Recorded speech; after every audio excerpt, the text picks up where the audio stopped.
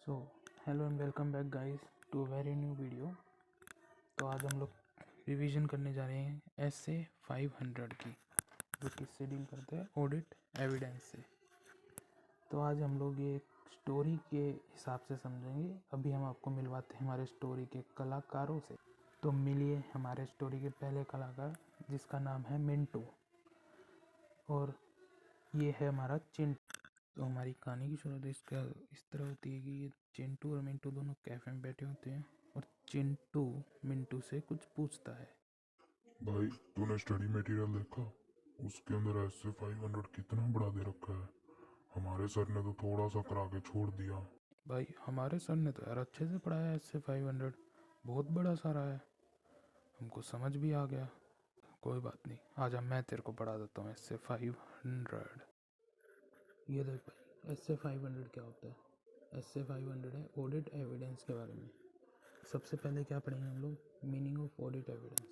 Audit evidence होता है, ये इंफॉर्मेशन होती है जो ऑडिटर यूज़ करता है किधर, in arriving the at conclusions on which auditor, जिसके ऊपर ऑडिटर के ओपिनियन बेस्ड होते हैं। And it includes information in the accounting records which underline the financial statement and other informations. ठीक है, अब पहले हम लोग ये देखा अकाउंटिंग रिकॉर्ड्स के बारे में पढ़ेंगे। यहाँ पर information contain in the accounting records. Accounting records के अंदर क्या क्या आता है, the records of initial accounting entries and supporting records such as clerks and record of electronic fund transfer. मतलब जो इनिशियल अकाउंटिंग एंट्रीज हुई थी उसके रिकॉर्ड्स हम देखते हैं। सेकंड क्या देखते हैं हम लोग, इन्वॉइसेस चेक करने, कॉन्ट्रैक्ट्स, लेजर, उसकी general entries and other adjustment record such as worksheet and spreadsheets. और अब इसके बाद क्या आती है, अदर इंफॉर्मेशन। अदर इंफॉर्मेशन क्या होती है, that authenticates the accounting records and also support the auditor rationally behind true and fair. Other मतलब सीधी सी दूसरी इंफॉर्मेशन भी निकालनी होती है। अदर इंफॉर्मेशन कैसे यूज़ हो सकती है ऑडिट एविडेंस के लिए, क्या क्या एग्जांपल हो सकते हैं उसके, minutes of the meeting, written confirmation from trade receivable, data से हम लोग लिख के ले रहे हैं, manually containing the detail of internal controls.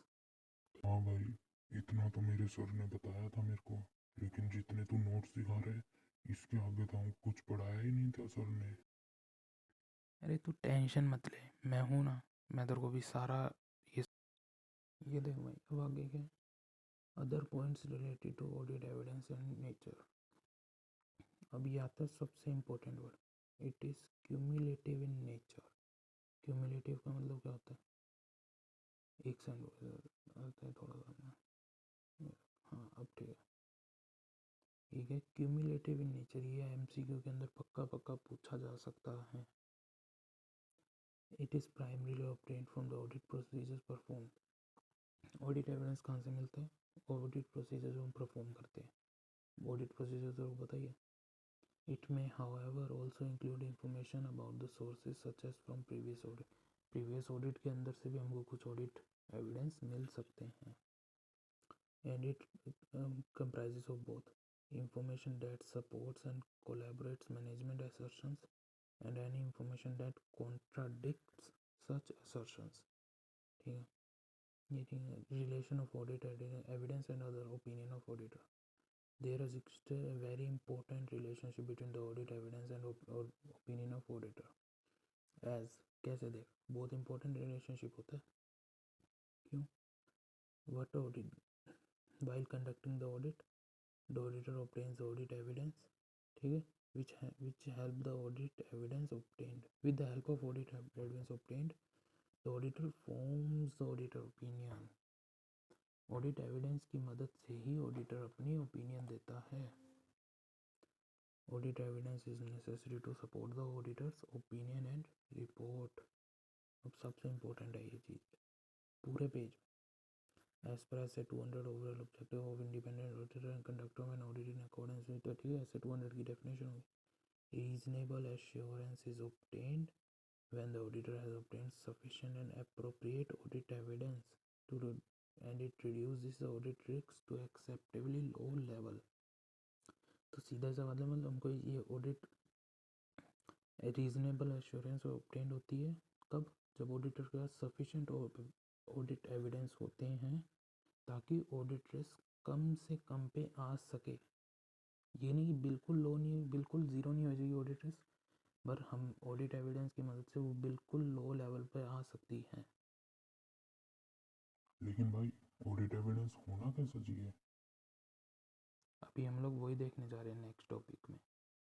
ये देख ऑडिट एविडेंस, इट्स मतलब ऑडिट एविडेंस कैसे होना चाहिए, it shall be sufficient and appropriate. Sufficient मतलब क्वांटिटी, मतलब हमारे पास पूरे एक क्वांटिटी होनी चाहिए ऑडिट एविडेंस की, कुछ होनी चाहिए हमारे पास। और अप्रोप्रिएट क्वालिटी, मतलब उसकी कोई क्वालिटी भी होनी चाहिए, ये नहीं कोई कुछ भी कोई भी डॉक्यूमेंट को ऑडिट एविडेंस नहीं बताना। और इसके आगे क्वालिटी के आगे क्या, एक ऑडिट एविडेंस क्या है, रिलायबल भी होना चाहिए और रेलिवेंट भी होना चाहिए, रेलिवेंस भी होनी चाहिए उसका और रिलायबल भी होना चाहिए। द रिलायबिलिटी कैसे of audit evidence is influenced कैसे होती है, बाय सोर्स। एक सेकेंड ये करें थोड़ा सा, ठीक।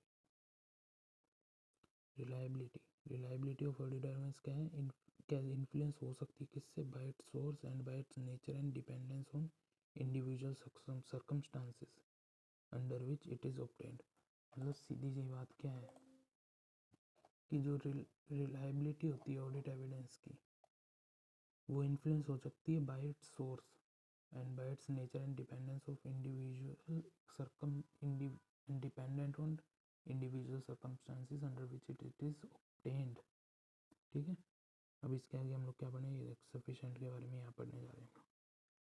Sufficiency of audit evidence, sufficiency is a measure of quantity. क्या क्वांटिटी होती है ऑडिट एविडेंस की, the quantity of audit evidence needed is affected by auditor's assessment of ROMM मतलब risk of material misstatement. The higher the excess risk, the more audit evidence is likely। मतलब देख अगर risk ज़्यादा है तो हम लोग ऑडिट एविडेंस की क्वांटिटी को भी इंक्रीज करेंगे, मतलब बहुत ज़्यादा ऑडिट एविडेंस हम लोग इकट्ठा करने की कोशिश करेंगे। और नेक्स्ट लाइन में क्या है, also the quality of such audit evidence. देख अगर ऑडिट एविडेंस की क्वालिटी बहुत ज़्यादा होगी तो हम लोग सोचेंगे चल ठीक है थोड़े ऑडिट एविडेंस से भी हमारा काम चल जाएगा।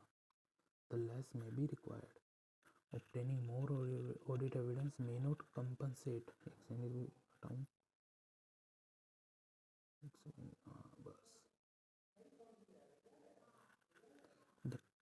obtaining more audit evidence may not compensate for it। अगर हम लोग ज़्यादा ऑडिट एविडेंस ले लेना तो इसका मतलब ये नहीं कि हमारी मतलब वो हमारी क्वालिटी पुअर हो जाएगी उससे। अगर हमारी क्वालिटी पुअर है, हम सोचे कि ज़्यादा ऑडिट एविडेंस इकट्ठा कर लेते हैं तो हमारी क्वालिटी अच्छी हो जाएगी, उससे वो कुछ नहीं होएगा। अब आगे क्या बढ़ने जा रहे हैं, factors that determine the sufficiency. कौन से फैक्टर जिससे सफिशिएंसी डिटरमाइन होती है, ठीक है। ये देखो सबसे पहले मटेरियलिटी। मटेरियलिटी कैसे कहते हैं, एक सेकंड लो, मटेरियलिटी किसे कहते हैं, it may be defined as significance of class of transactions account balance. मतलब कि सिग्निफिकेंस क्या है उनकी, ट्रांजैक्शंस की, अकाउंट बैलेंस की, and disclosure of the user to the financial statement. Less evidence would be required in case assertions are less material. Assertions अगर ज़्यादा material नहीं है, असर्शंस अगर उसका मतलब असर्शन ज़्यादा इफेक्ट नहीं कर रही फाइनेंशियल स्टेटमेंट को तो कम एविडेंस से भी हमारा काम चल जाएगा। But on the other hand if the assertions are more material मतलब बहुत ज़्यादा अफेक्ट कर रही है किसको, फाइनेंशियल स्टेटमेंट को, तो मोर एविडेंस चाहिए इनको। ठीक है, अब आते हैं क्या, risk of material misstatement. It may be defined as risk that a financial statement are materially misstated. Risk wrong ज़्यादा मतलब ऑडिट से पहले ही बहुत कितना मटेरियल मिस स्टेटमेंट करी हुई है, ऑडिट करने से पहले ही फाइनेंशियल स्टेटमेंट में। Less evidence would be required in case assertions have lower risk. अगर असर्शंस में लोअर रिस्क होएगा तो हम लोग कम ऑडिट एविडेंस इकट्ठा करेंगे। अगर असर्शंस नहीं, देख असर्शंस में अगर कम risk of material misstatement कम है तो हम लोग कम इकट्ठा कर लेंगे। अगर हमारे असर्शंस में risk of material miss statement बहुत ज़्यादा आ रहा है तो हम लोग ज़्यादा ऑडिट एविडेंस इकट्ठा करने की कोशिश करेंगे। इसके बाद नेक्स्ट क्या है, size of population. It refers to number of persons included in the population. Less evidence would be required in case of smaller और होमोजीनियस पॉपुलेशन। अगर होमोजीनियस पॉपुलेशन है और स्मॉल है तो हम लोग कम ऑडिट एविडेंस में भी हमारा काम चल जाएगा। अब नेक्स्ट क्या आता है, एप्रोप्रिएटनेस ऑफ ऑडिट एविडेंस।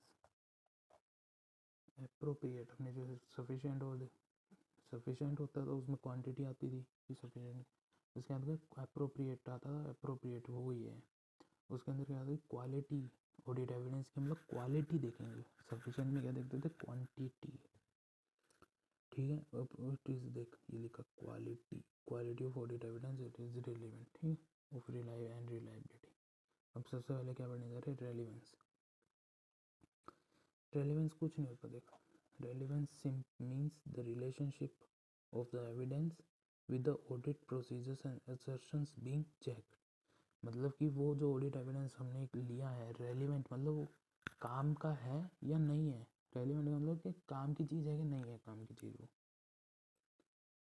अब देख सीए अंदर ऑडिट काम की चीज़ है, सीए ऑडिट ही करता है तो वो काम की रेलिवेंट है सीए के लिए audit. A given set of audit procedures may provide audit evidence. कोई भी अगर given set of audit procedures है that is certain but not others। अब इसके आगे ये एग्जांपल दे रखा है कि पढ़ लेना, नोट्स में जरूर दे दूंगा ये।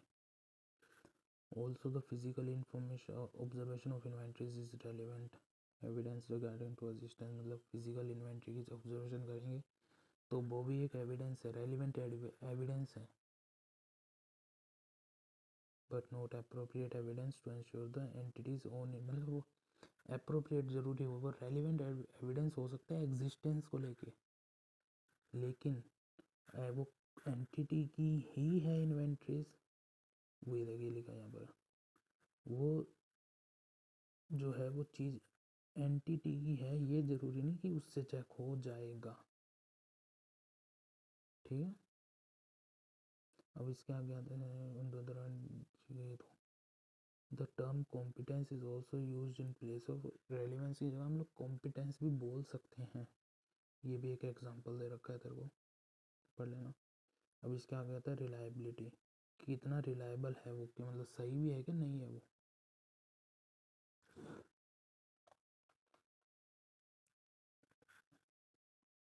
देखिए इसमें क्या है, रेलिवेंस क्रेडिबल है कि नहीं है, मतलब वो क्रेडिबल एविडेंस हमने लिया वो क्रेडिबल है कि नहीं है। As an auditor you should adopt an attitude of professional scepticism. Professional scepticism क्या होता है, सबसे पहली बात किसे कहते हैं, एक सेकंड रुकिए इसको हटा देते हैं यहाँ से। इसका मतलब क्या होता है प्रोफेशनल स्केप्टिज्म का, क्वेश्चनिंग माइंड।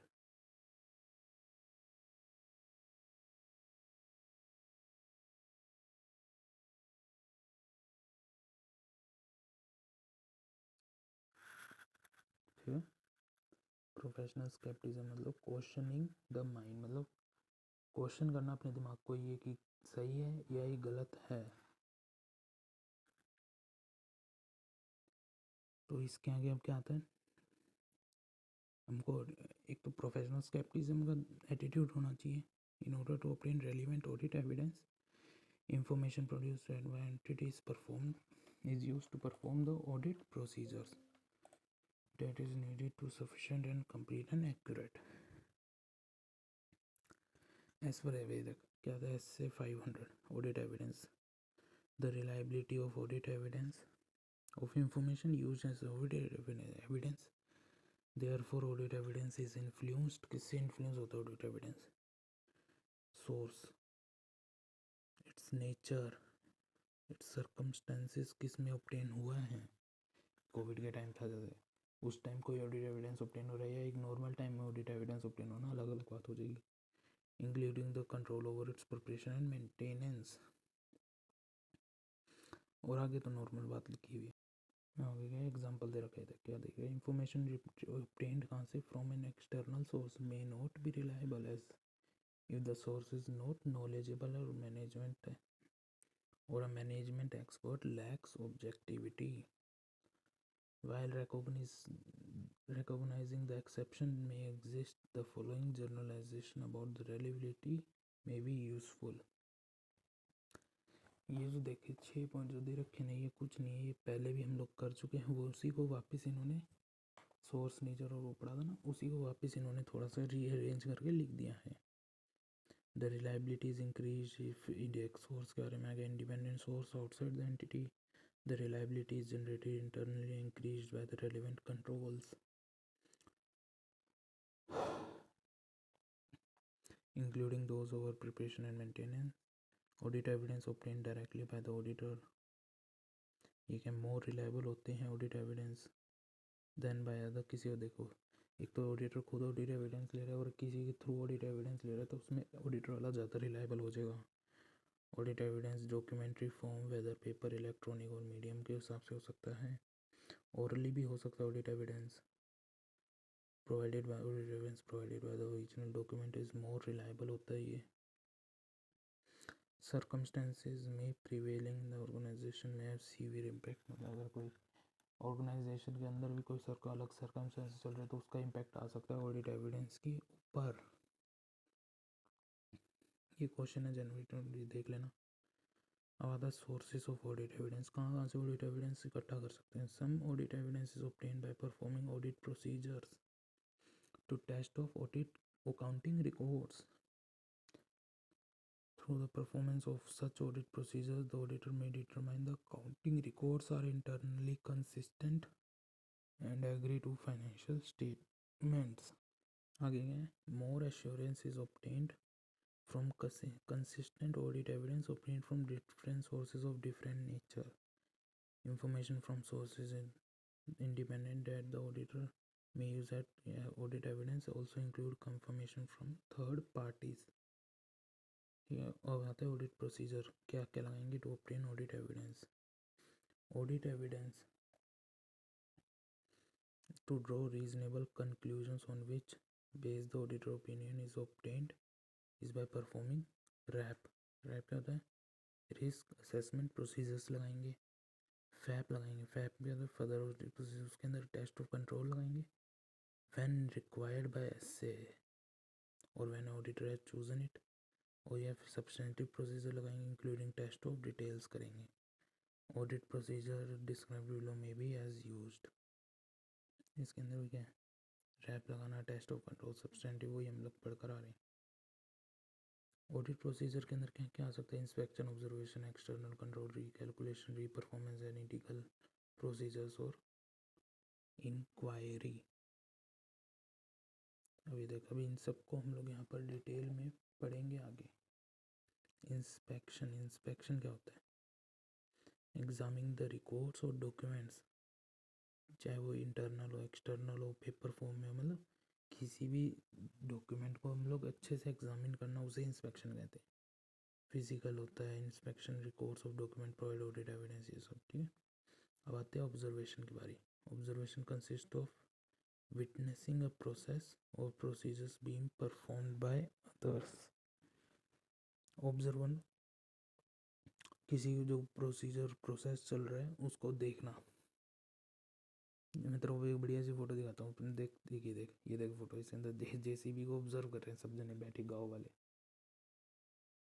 अब आता है इसका एग्जांपल आता है, वो पढ़ लेना. उसके बाद आता है एक्सटर्नल, बाहर से कंफर्मेशन लेना. ऑडिट एविडेंस के लिए क्या, external confirmation represent audit evidence obtained by auditor by written response to the auditor from third party से ऑडिट एविडेंस लेना. अब आता है रिकैलकुलेशन, मैथमेटिकल एक्यूरेसी को चेक करना, सीधा सी बात है, रिकैलकुलेशन होता है.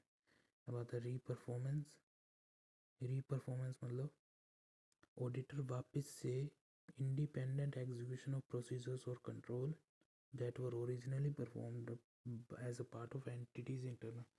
वापस से कोई भी चीज़ को परफॉर्म करना पर जो पहले एंटिटी में परफॉर्म हो चुकी है as a part of internal control के हिसाब से वो थी पहले, वो परफॉर्म हो गई. लेकिन ऑडिटर अगर उससे चाहे तो उसे वापस से परफॉर्म कर सकता है।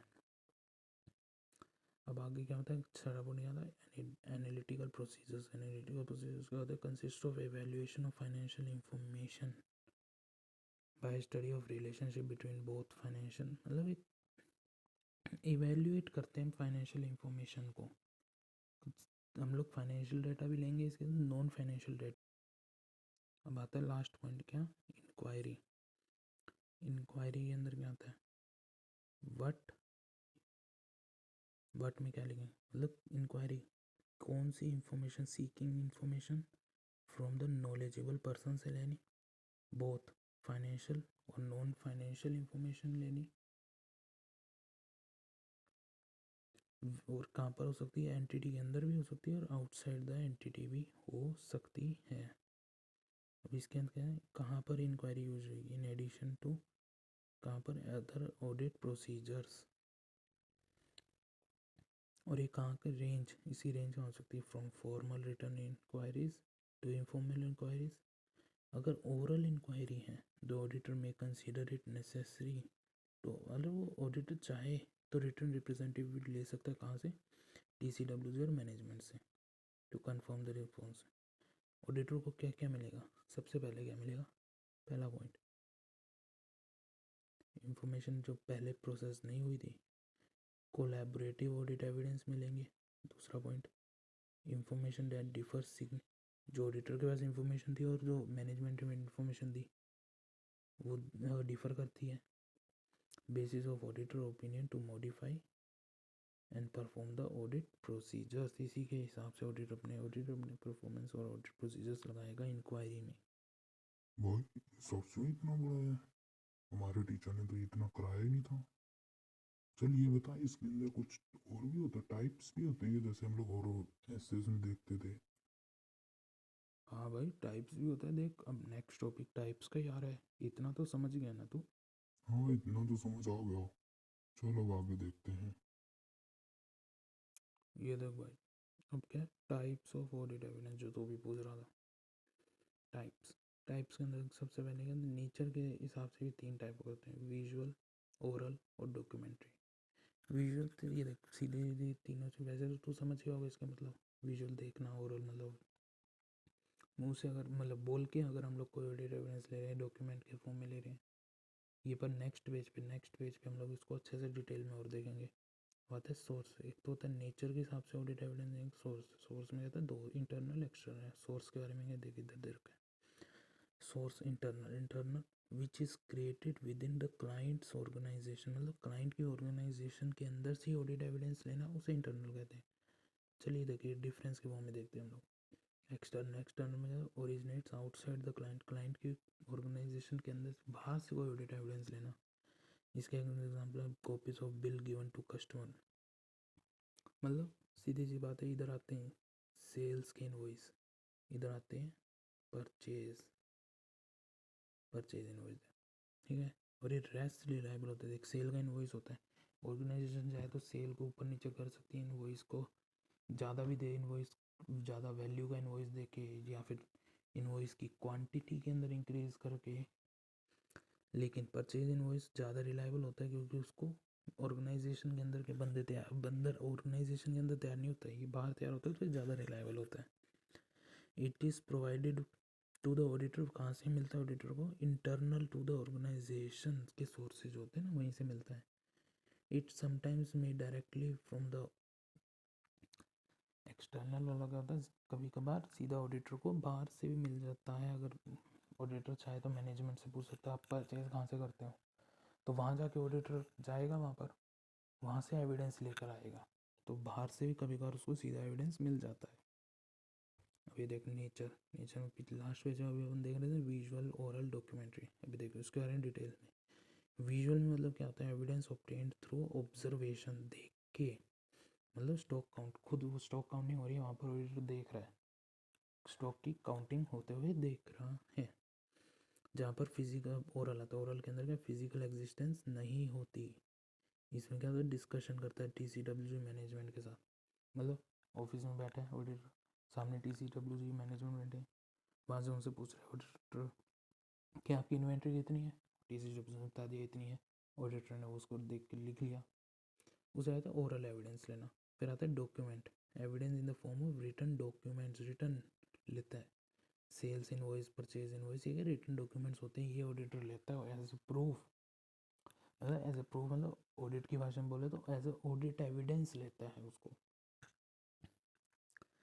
अभी दो छोटे मोटे टॉपिक है, वैसे लास्ट टॉपिक है अपना ऑडिट एविडेंस ऐसे 500 यहाँ पर पूरा हो जाता है। यहाँ पर पहला टॉपिक है मैनेजमेंट एक्सपर्ट। यानी ये कौन कौन सा मैनेजमेंट एक्सपर्ट क्या होता है? इंडिविजुअल एंड ऑर्गेनाइजेशन जिसके पास क्या एक एक्सपर्टीज है, किसमें? In the field of other than accounting और ऑडिटिंग। ऑडिट और अकाउंटिंग को छोड़ के अगर किसी फील्ड के अंदर किसी इंडिविजुअल या ऑर्गेनाइजेशन की एक्सपर्टीज है एंड उस एक्सपर्टीज को एंटिटी यूज्ड करती है to assist the entity in preparing, अपने फाइनेंशियल स्टेटमेंट को प्रिपेयर करने में अगर उस एक्सपर्ट की वो एक्सपर्टीज यूज करती है तो उसे मैनेजमेंट एक्सपर्ट कहते हैं। When information is used as an audit evidence he has been prepared using the work of management expert, the auditor shall act to the extent necessary having regard to the significance। Auditor को क्या क्या चीज़ें देखनी चाहिए अगर management expert के expertise की हम लोग वो एक्सपर्टीज़ की मदद से अगर हम लोग ऑडिट एविडेंस वो मतलब फाइनेंशियल स्टेटमेंट प्रिपेयर हुई है तो ऑडिटर क्या क्या चेक करेगा? कॉम्पिटेंस, कैपेबिलिटी एंड ऑब्जेक्टिविटी क्या है उस एक्सपर्ट की।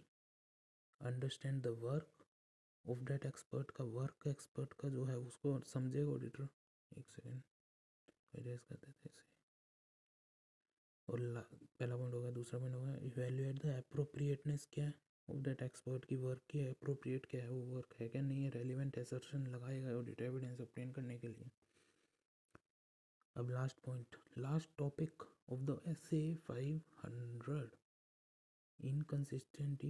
इनकंसिस्टेंसी और doubts over reliability of audit evidence. If audit evidence obtained from the one source is inconsistent with that obtained from other, और इसको एक सेकंड रुक वापस दिखा दूँ मैं।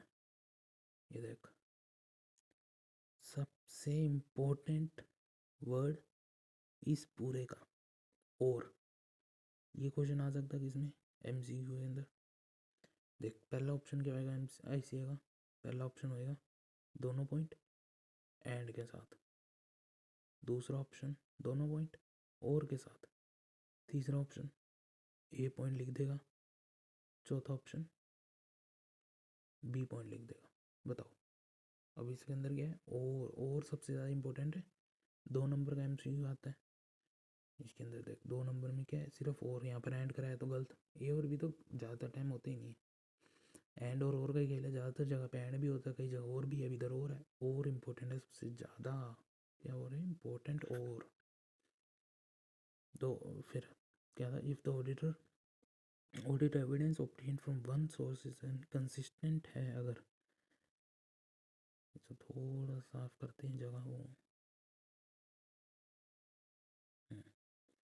अगर audit evidence obtained from one source inconsistent है टू ऑब्टेन फ्रॉम अदर, और the auditor has doubt of the reliability, then अगर ये दोनों चीज़ें हैं, अगर वो जो ऑडिट एविडेंस हमको मिला है वो इनकंसिस्टेंट है डॉट ऑब्टेन फ्रॉम अदर, या फिर ऑडिटर को डाउट है reliability of information, the auditor shall determine what modification to audit procedures are necessary to resolve the matter.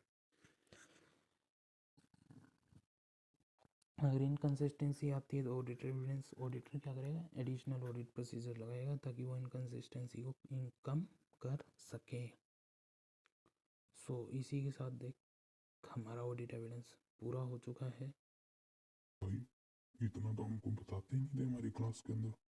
इतना बड़ा ऑडिट एविडेंस का चैप्टर था और इतना अच्छे से समझ भी अब तो समझ में आया। याद तेरे तूने किससे कोचिंग ली थी? मैंने तो नीरज सर से ली थी। इसका मतलब नीरज सर तो बहुत बढ़िया पढ़ाते हैं।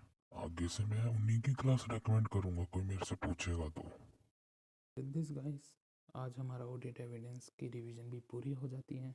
मैं उम्मीद करता हूँ कि आपको ये वीडियो पसंद आया होगा। वीडियो पसंद आया तो एक लाइक, शेयर एंड सब्सक्राइब और कमेंट करके फीडबैक जरूर दीजिएगा आपको कैसा लगा और क्या आपको लग रहा है कि इसके अंदर क्या कमियाँ थी और इसे हम लोग कैसे रेक्टिफाई कर सकते हैं।